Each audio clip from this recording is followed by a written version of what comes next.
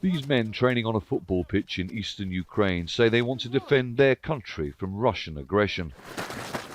Freikorps has its origin in German nationalist groups of the 18th and 19th century, and the leaders of the group say it has thousands of members. But only 60 have bought their own licensed weapons and regularly serve alongside Ukrainian army soldiers on the 420-kilometre front line.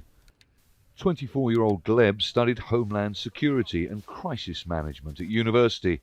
He says one day he wants to open a gun shop. Why did you choose Freikorps? Because they're more ideologically closer to me. So I decided to join them. When you say they are more ideologically closer to you, can you tell me what you mean by that? How? What do you believe in ideologically?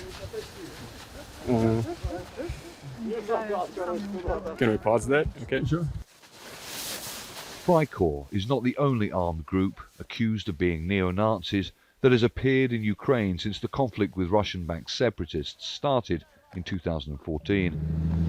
Others, like these men with the powerful Azov battalion, have been incorporated into the Ukrainian security services under the Ministry of Interior. Freikorps and many groups like them have been praised by Ukrainians for their willingness to take up arms and defend the country against what they describe as Russian aggression. But that does not mean that they are popular amongst voters at the ballot box. A coalition of right-wing groups only managed to win less than 3% of the vote in the last parliamentary elections in 2019. But some of its leaders, such as Dmytro Yarosh, have been made advisors to the head of the Ukrainian military. Participants in this torch-lit rally resembling Nazi gatherings in 1930s Germany hold a banner honouring Stefan Bandera, a Ukrainian Nazi collaborator widely recognised as organising the massacre of tens of thousands of ethnic Poles in Ukraine towards the end of World War II. Bandera is the nickname fellow Freikorps volunteers gave this man. 24-year-old Bogdan says the group has its origin in what he calls pan-Slavism, connecting similar-minded people across Slavic regions of Eastern Europe, including Russia. But that changed when the conflict started. If the West respects democracy and pluralism of views, they have to respect our views. But to get a political future, we would need to show people we can be competent leaders. We need to gather like-minded thinkers, qualified and educated people.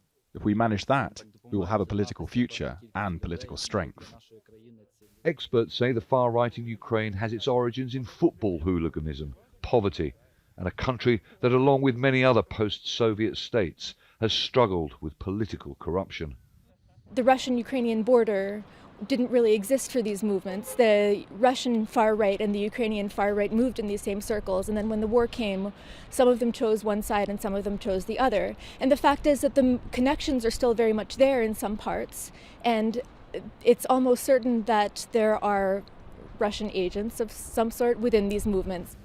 Freikorps leaders say they've been overwhelmed by people wanting to join since the crisis between Ukraine and Russia has escalated. But as NATO countries throw their weight behind Ukraine, they should perhaps be aware of what this conflict is creating on both sides. Charles Strafford, Al Jazeera, Kharkiv, Eastern Ukraine.